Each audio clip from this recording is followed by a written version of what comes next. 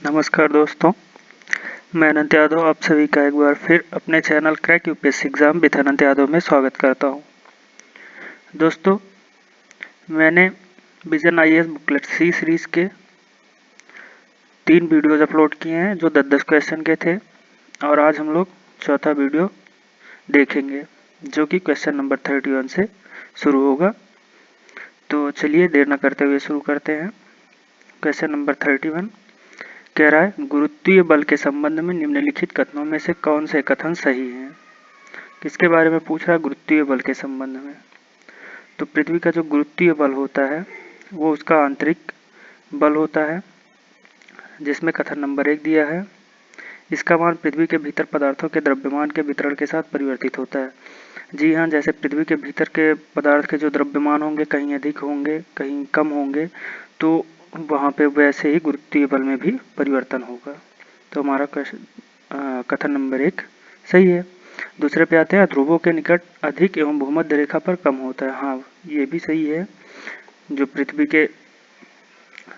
का जो गुरुत्वीय बल है या भूमध्य रेखा पे कम होता है। ये हमारा ग्लोब हो गया और ये भूमध्य रेखा हो गया। तो यहाँ पे जो होता है इसका जो बल होता है वो कम होता है, जबकि ऊपर जाने पर और नीचे जाने पे बढ़ता है। ठीक दोस्तों, तो इसमें हमारा option C is right answer. चलिए क्वेश्चन नंबर 32 की ओर चलते हैं। क्वेश्चन नंबर 32 कह रहा है, एल नीनो के संदर्भ में निम्नलिखित कथनों पर विचार कीजिए। ये कह रहा है एल नीनो जो कि एक गर्म समुद्री जलधारा है। तो ये क्या कह रहा है, इसका कथन देखते हैं। पहला कथन दिया यह विषुवत रेखीय जलधारा का विस्तार है। यह ठंडी विषुवत रेखीय जलधारा का विस्तार है, नहीं, ये गर्म विषुवत रेखीय जलधारा है। ये कथन गलत है। कथन नंबर 2, इसके परिणाम स्वरूप विषुवत रेखीय वायुमंडलीय परिसंचरण का विरूपण होता है। कह रहा है इसके परिणाम स्वरूप विषुवत रेखीय वायुमंडलीय परिसंचरण का विरूपण, हाँ बिल्कुल होता है, क्योंकि जब ये गर्म जलधारा है तो वहाँ के जो ताप में भिन्नता उत्पन्न करती है और आपको पता है कि तापांतर के कारण वायु का जो प्रवाह होता है वो होता है, तो वायु प्रवाह के कारण ही वहाँ का वायुमंडल जो होगा वो भी परिवर्तित होगा। तो दूसरा सही है। और तीसरा कथन कह रहा है, इसके परिणाम स्वरूप सागरीय जल के वाष्पीकरण में अनियमितता उत्पन्न हो जाती है। क्या कह रहा है, सागरीय जल के वाष्पीकरण में? जी हाँ बिल्कुल, क्योंकि जब मान लीजिए वहाँ पे ठंडा था, वहाँ का जो एटमॉस्फेयर है वायुमंडल ठंडा था, ये सागरीय जल का जो सतह है जब इसका ठंडा था तो इसमें जो वाष्पीकरण हो रहा था वो धीरे धीरे हो रहा था, और जब ये गर्म हो गया तो और तेजी से होने लगा। तो इस प्रकार से क्या करता है, ये इसके परिणाम स्वरूप सागरीय जल के वाष्पीकरण में अनियमितता उत्पन्न कर देता है। यानी दूसरा और तीसरा सही, यानी बी इज हमारा राइट आंसर। चलिए क्वेश्चन नंबर 33 पे आते हैं। ये कह रहा है, ध्रुवीय महासागरों में जल की लवणता निम्नलिखित कारणों से कम होती है। कह रहा है ध्रुवीय महासागरों में जल की लवणता निम्नलिखित कारणों से कम होती है। तो पहले तो देखिए ध्रुवीय महासागर क्या है। ये आपकी पृथ्वी हो गई, ये भूमध्य रेखा हो गई, यहाँ पे ये क्या है, ये आपके पोल हैं। तो यहाँ पे जो महासागर पाए जाते हैं उनके बारे में बात कर रहा है। तो कह रहा है कम वाष्पीकरण। जी हाँ, यहाँ पे जब सूर्य की किरणें जो हैं वो तिरछी पड़ती हैं तो यहाँ पे वाष्पीकरण भी कम होगा। और दूसरा कह रहा है ध्रुवीय ग्लेशियरों के ताजे जल के अंतर्वाह के कारण। हाँ, यहाँ पे जो ग्लेशियर जमे होते हैं इनका जो ताज़ा जल होता है ये भी बह के इन सागरों में जाता है। तो यानी हमारा पहला सही है, दूसरा भी सही है। और तीसरा कह रहा है उच्च वायुमंडलीय दाब, नहीं, उच्च वायुमंडलीय दाब से यहाँ पे कोई लेना देना नहीं है, यानी कि हमारा पहला और दूसरा सही है, यानी ए इज राइट आंसर। चलिए क्वेश्चन नंबर 34 पे चलते हैं। इसमें कह रहा है निम्नलिखित युग्मों पर विचार कीजिए। पहला दिया रोजवुड उष्णकटिबंधीय सदाबहार वन, दूसरा दिया है टीक उष्णकटिबंधीय कटीले वन, तीसरा दिया है तेंदू शुष्क पर्णपाती वन। इसमें जो पहला दिया है रोजवुड, ये तो हमारा उष्णकटिबंधीय सदाबहार वन है, और दूसरा दिया है टीक, तो जो टीक है यह उष्णकटिबंधीय कटीले वन है और तेंदु शुष्क पर्णपाती वन है। तो इसमें हमारा पहला और तीसरा सही है, यानी ए इज राइट आंसर।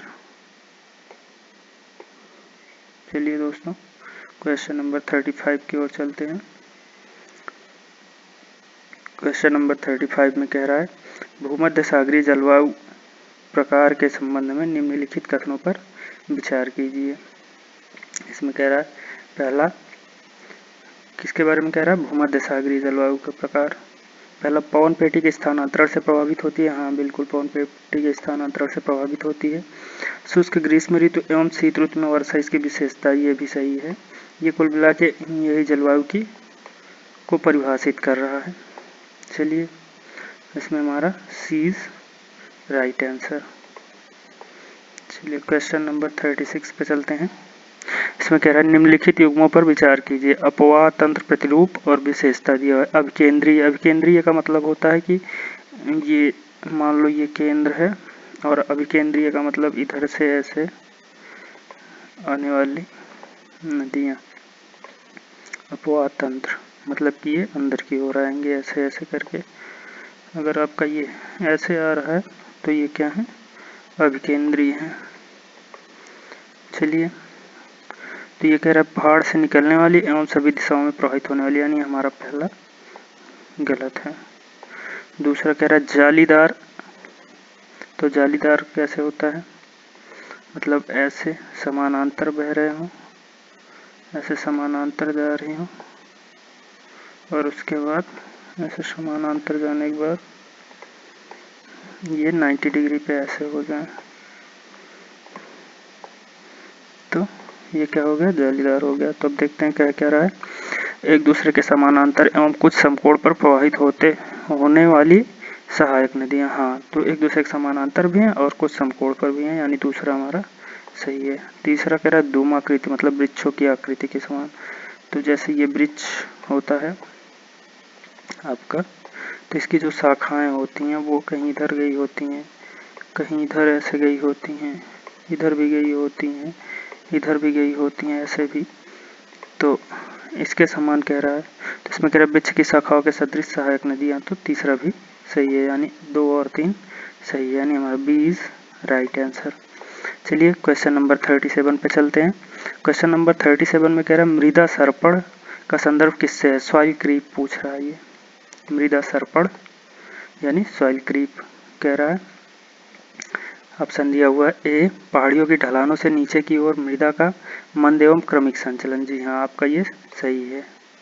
पहाड़ियों का जो ढलान होता है, अगर ये आपका पहाड़ है, कोई पर्वत है, इसका ये ढलान हो गया, तो इसका जो ये ढलान है, इस पे ये जो मिट्टी है ये धीरे धीरे धीरे धीरे सरकती है। इसी को क्या कहते हैं? मृदा सर्पण कहते हैं, सॉइल क्रीप कहते हैं। तो चलिए क्वेश्चन नंबर 38 पे चलते हैं। इसमें कह रहा है विषुवत रेखीय प्रकार की जलवायु के संबंध में निम्नलिखित कथनों पर विचार कीजिए।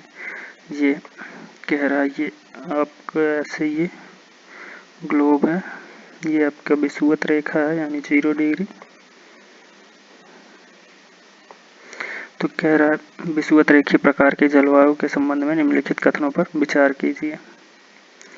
तो इसमें कह रहा है पहला कह रहा है वर्ष भर तापमान समान रहता है, सही है। दूसरा कह रहा है उच्च वार्षिक वर्षा इसकी विशेषता है, क्योंकि यहाँ पे आपको पता ही है कि वर्ष भर जो तापमान है वो समान रहता है और उच्च वर्षा भी यहाँ पे होती है, यानी पहला और दूसरा दोनों सही है, यानी option C is right answer. 39, निम्नलिखित में से कौन सा वातावरण में उनकी घटती मात्रा के क्रम के में गैसों का सही अनुक्रम है? तो ये तो रट्टा मार क्वेश्चन है।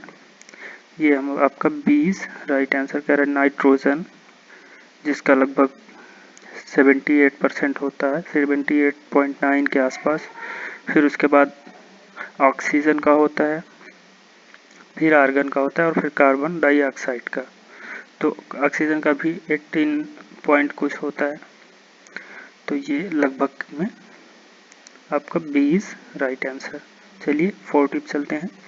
निम्नलिखित कथनों पर विचार कीजिए। पहला कह रहा उष्णकटिबंधों से परे सूर्य वर्ष के किसी भी समय कभी भी सिर के ऊपर नहीं होता है। जी हाँ, सही है, ये उष्णकटिबंधों में ही सिर के ऊपर आता है। और दूसरा कह रहा है विश्व के सभी भागों में दिन एवं रात बराबर होते हैं। हाँ, विश्व के सभी भागों में दिन एवं रात बराबर होते हैं। जैसे कि हमें पता है कि हमारा जो वर्ष है वो 365 दिन का तो होता नहीं है, तो जिस दिन वो चेंज होता है उसी को विषुव कहा जाता है। तो हमारा 1 और 2 दोनों सही, यानी option C is right answer. चलिए दोस्तों, आज का ये वीडियो हम लोग यहीं पे समाप्त करते हैं। अगले वीडियो में क्वेश्चन नंबर 41 से देखेंगे। यदि आपको हमारे पिछले वीडियोस देखना है तो आप हमारे चैनल के प्लेलिस्ट में आके उसे देख सकते हैं। अगर आपको ये वीडियोस पसंद आते हैं तो आप इन्हें लाइक कीजिए, चैनल को सब्सक्राइब कीजिए और ज़्यादा से ज़्यादा शेयर कीजिए। धन्यवाद दोस्तों।